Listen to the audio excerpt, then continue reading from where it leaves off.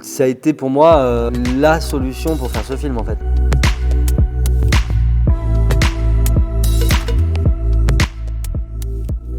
C'est évident pour moi que il y a énormément d'avantages, que ce soit en termes d'organisation, de logistique. Moi, que ce film, quand j'ai commencé à l'étudier la première fois, j'imaginais un film qui se tournait sur la route réellement, donc avec des portions de route sur lesquelles on tournait des morceaux de séquences qui racontaient l'histoire et le voyage.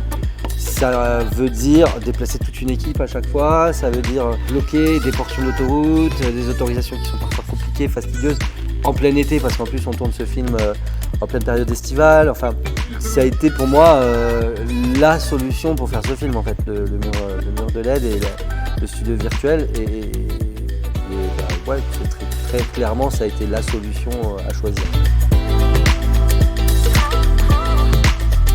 Un gain de temps énorme, un gain financier pour moi qui est évident, parce que ce que je paye pour un package studio, pour moi c'est incomparable avec ce que j'aurais payé si j'avais dû loger une équipe à chaque étape d'un trajet qui va quand même de Paris au Maroc.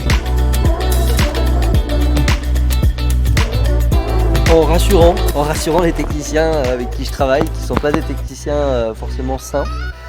Pas dans le sens négatif du terme, mais plutôt, c'est plutôt des techniciens exigeants. On a un directeur photo qu'on connaît bien, Thierry Arbogast, donc il y a quand même des exigences assez poussées en termes de technique.